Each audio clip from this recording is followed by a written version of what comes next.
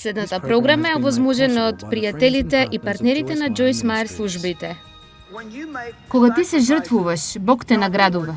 Тој едноставно го прави тоа, и тоа е се.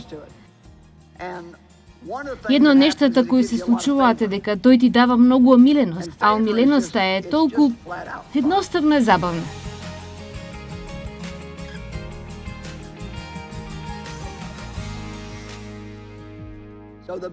Најголемиот проблем кој ние го имаме како христијани и најголемиот проблем кој светот го има со христијаните се оние кои зборуваат за она што го прават, а не го живеат она што го зборуваат.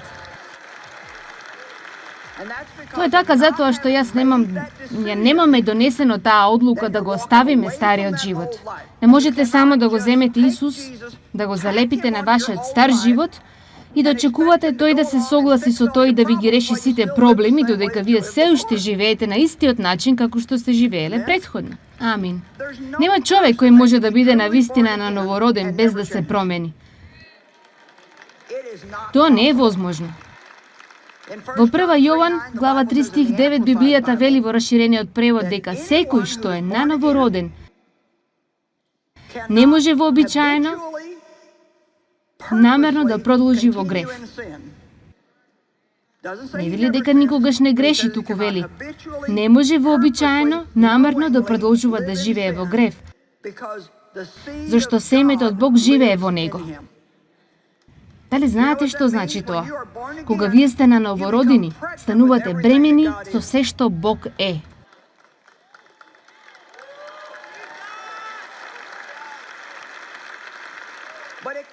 Но тоа доаѓа во нашиот дух во форма на семе. И затоа Словото е наречено водата на Словото.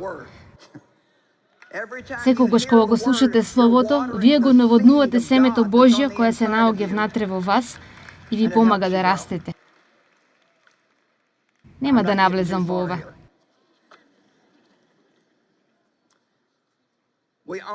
Ние уживаме во Царството Божјо единствено преку принципите на Царството.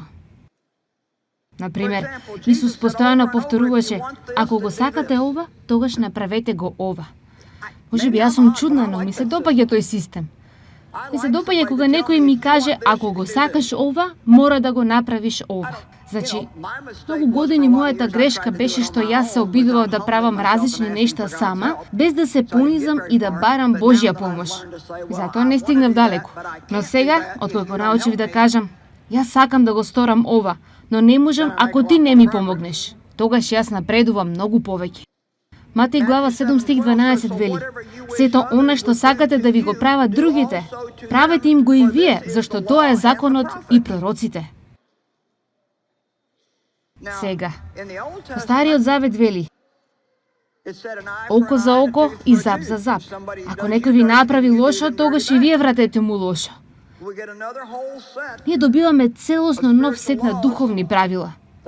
Слава на Бог што старозаветните закони се завршени, но ние се уште имаме духовни принципи. Дали ме разбирате? Не можете да бидете христијанин и да живеете како светот.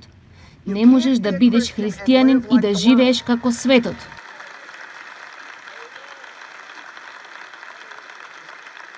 Јас не реков дека не можете да уживате во нештата од светот, но некои од светските нешта не можете да ги уживате, затоа што тие не се правилни и тие не се пристојни. Јас сакам да гледам телевизија навечер кога одмарам, но најчесто гледам кога далечинското е во моите раце. Можам да кажам, кога лошите нешта ќе ги прикажат пред да ги видам, јас ги премотувам. Знаете што? Не ви е потребно сето тоа ѓубре за нешто се уште да биде добро. Јас имам најразлични едитирани нешти и поправени филмови. Знаете, јас не сакам да се полнам себе си со ѓубре. Добро. Ајде, не ме терете да работам толку напорно. Но сега, ние го имаме ова ново нешто во царство. Не правете го на другите оној што тие би го направиле на вас. Туку правете им го оној што вие би сакале тие да ви го прават вам. Тоа е доста наопаку.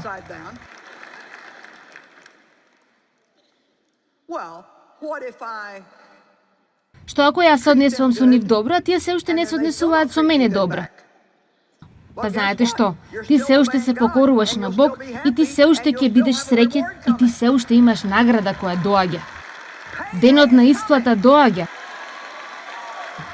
Ме слушнавте ли? Денот на исплата доаѓа. Јас го давам мојот живот за ова и јас не планирам да испуштам мојата награда. Сега, сето ова би било во ред и би функционирало доста лесно ако не постоеше ѓаволот. Но гледате, факт е дека кога сакате да правите добро, лошото секогаш доаѓа. Павле го рекол тоа. Кога сакате да направите добро, лошото секогаш доаѓа. Смешни се нештата кои не се случуваат. Само обидувајќи се да ги организираме овие конференции. Мислам, ние ги запишуваме и на крајот од годината мојата асистентка ги чита и тоа е како ѓаволот никако не сваќа. Дека ние го прочитавме и знаеме што прави тој. И нема да се откажеме.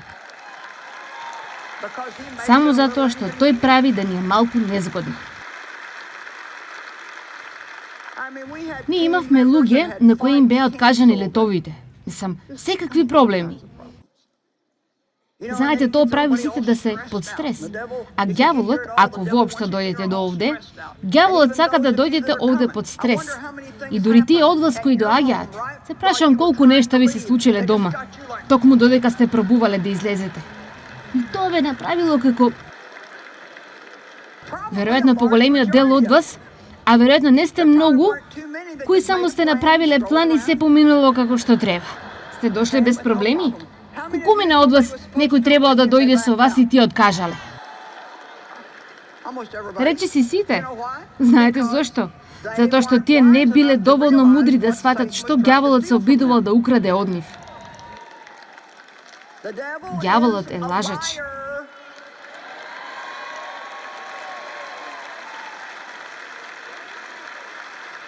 Да измами. Тоа е најголемиот измамник, а тоа значи да мами. Да мами. Тој само доаѓа да украде, да убие и да уништи. Оној кој дава лажен впечаток, без разлика дали по изглед, изјава или влијание.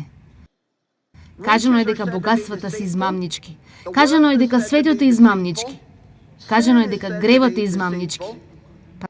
Дозволете ми да ви зборувам неколку минути за светот, затоа што ние живееме во него, но не треба да сме од него. Сакам да ви појаснам. Јас верувам дека Бог сака да не благослови и јас верувам дека тој сака ние да имаме убави нешта. Јас мислам дека е во ред да имаш изобилство од нешта се додека ти си дарежлив со она што го имаш. Но исто така, може да те одвлече подалеку од твојата врска со Бог, ако ти не си доволно зрел да се справиш со тоа. Звучи како една мала група таму во средината кои го сватија ова.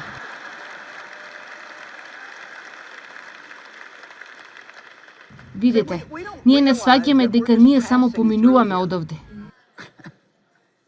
Ова не е нашиот дом. Дали некојаш сте се прашувале зошто без разлика што и да имате или колку добри нешта да ви се случуваат, едноставно никогаш не сте 100% задоволни.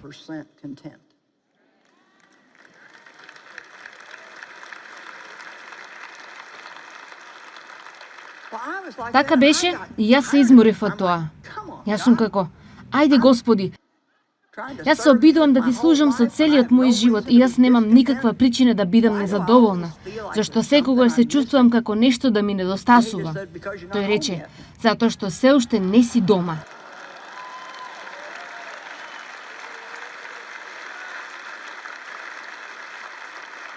Јас би била позагрижена ако станете 100% удобни и сте задоволни овде, отколку ако би ми рекле, јас едноставно се чувствувам како нешто малку да ми недостасува. Па Бог е запишал вечноста во нашите срца. И нема никое друго место како дома. Добро е да отидеме некаде на посета, но нема место како дома. Амин. Посеаното пак во трње е оној што го слуша Словото, но грижата од овој свет и примамливоста на богатството го задушува Словото и тој станува без род.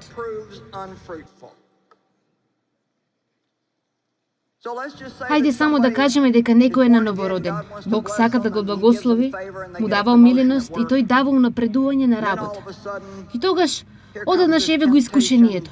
Ако навистина сакаш да ги искачиш скалите на успехот, ќе мора малку да правиш компромиси. Мислам, можеш да бидеш христијанин, но ајде не биди еден од тие радикалните. Да, знаете, одиш на црква, но не мора постојано да зборуваш за тоа. Не мора да седиш и да ја студираш Библијата за време на паузата за ручек. Едноставно, не биди толку хиперрелигиозен. Знаете, има некаква вредност во нешто од тоа. Но ви велам дека, колку повеќе имате, подобро да се држите поблиску до Бог. Затоа што парите, нештата и успехот, ништо не може да те оддалечи од Бог побргу отколку тие нешта. Затоа, не е мудро да посакуваш нешто што Бог не сака да го имаш. Затоа што дури ако мислиш дека можеш да се справиш со тоа, Бог знае дали навистина можеш да се справиш со тоа. Јас се молам вака: Боже, не ми давај ништо со кое не би можела да се справам и се уште да те задржам тебе на прво место во мојот живот. Јас не го сакам тоа. Јас ќе завршам со ова за неколку години овде. И дозволете да ви кажам. Се чувствуваш поразлично за нештата кога стануваш малку постар. Нештата кои порано биле толку битни. Јас порано толку сакав да купувам нешта. О, мој Боже, шопингот ми беше како занимација. Ајде, излегувате, шетате наоколу во шопинг моловите, излегувате од истите продавници, одите во наредниот мол, и одите повторно наредниот ден, а јас сега само...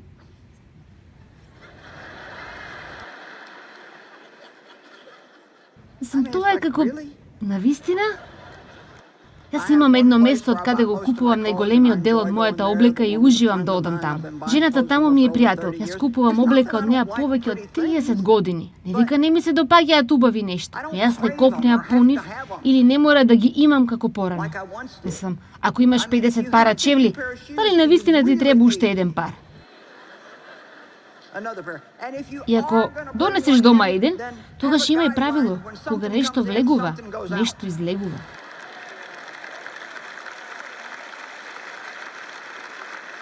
Амин. Јас сум во ред со тоа. Барем ако донесеш повеќе. Светот е толку измамнички. Што ги речете за ова? Купи го овој нов автомобил денес и не мора да плаќаш една година. О, да, тоа звучи добро. Единствениот проблем е, по една година од сега кога плаќањето ќе започне, автомобилот не изгледа многу поразличен од оној што си го заменил за нов. Единствено кога веќе навистина не си можел да си го дозволиш, си морал да го земеш долгиот план за отплаќање. Сега автомобилот кој е стар една година, треба да го отплакеш уште 7 години. Јас купив накид уште во продавницата за накид.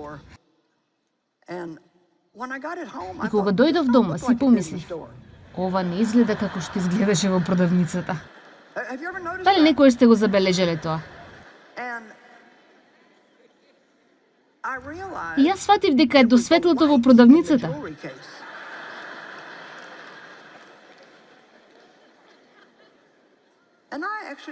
Јас сушност го вратив. Само реков, јас Јас сакам убави нешта. Знаете, имам повеќе обувки од колку што можам да ги износам. Повеќе обетки од колку што можам да носам. Но навистина се обидувам да бидам дарежлива со она што го имам и давам постојано. Но не можеш да дозволиш тие нешта да ти значат повеќе од колку Исус. И немој да дозволиш твојата врска со Него да биде за да го натераш да ти го даде она што го сакаш. Не барај го Него за Неговите подароци, туку за Неговото присуство. Може ли да ги добијам двата пакети мат? Ќе ви дадам пример за тоа каков е светот и какво е нашето тело. Сега, јас имам два пакети овде. Едниот од нив едноставно е завиткан во кафеава хартија. Луѓе, ова е убав, зарем не?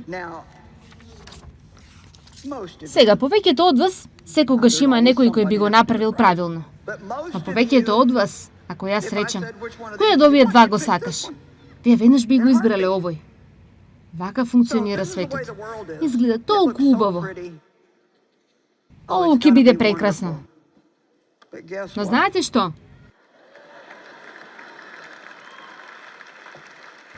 Овде нема ништо. Сега, овој не изгледа воопшто толку интересно.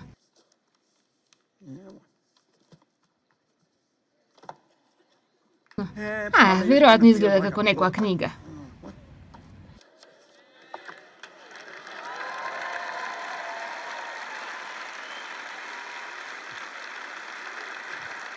Секојдневната Библија за живот.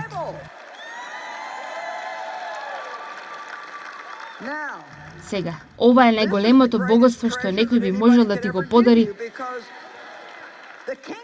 затоа што царството е овде. Сите овие обратни принципи кои се навистина правилни, токму со ова е полна. Јас гледав еден филм еднаш за внук кој мислеше дека ќе го наследи имотот од дедо му кој што беше доста пари. И во читањето на тестаментот тој доби Библија и беше толку изнервиран. Тој воопшто не беше среќен.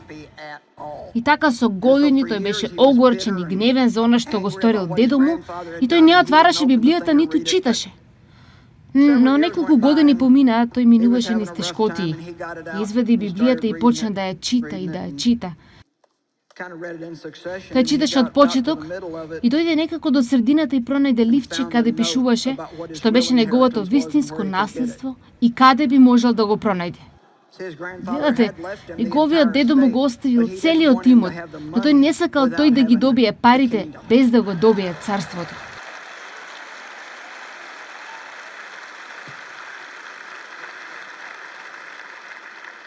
Немојте да правите компромис со вашите морали за да добиете маж. Да добиете жена, да добиете унапредување на работа.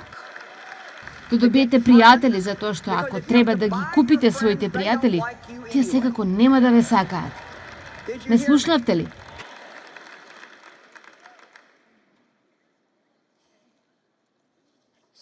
Гледајќи во невидливото.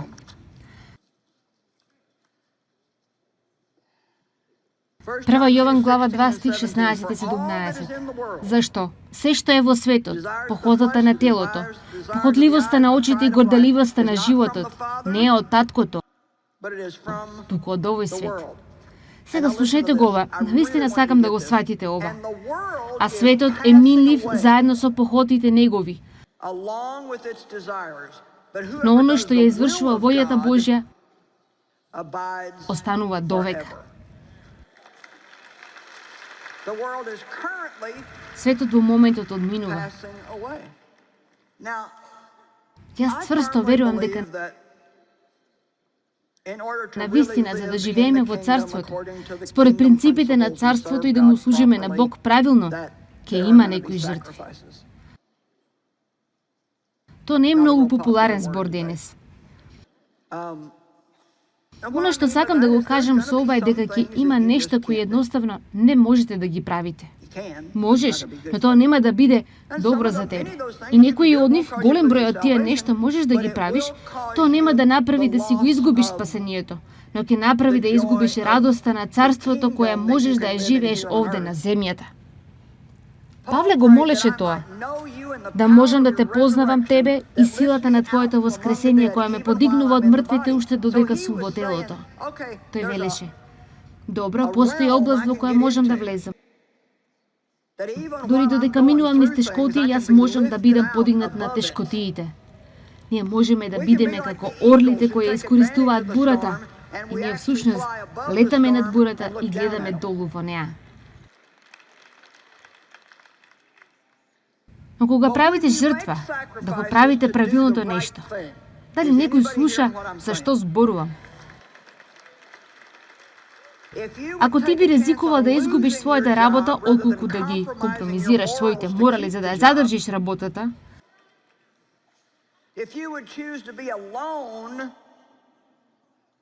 ако избереш да бидеш сам отколку да влезеш во неморална врска,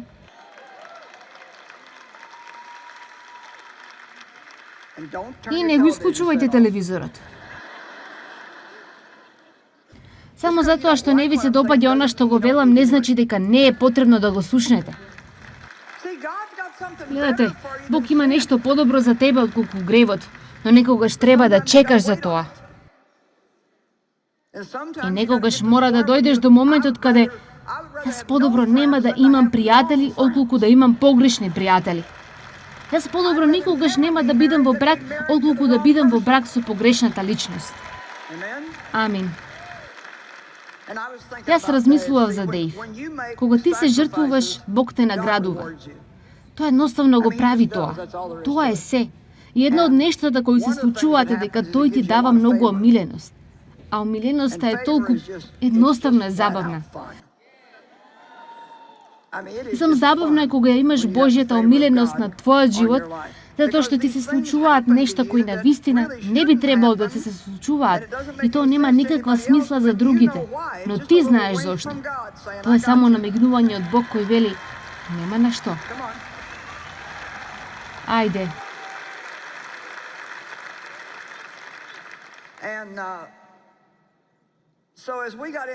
Така, како што почуваме со службата.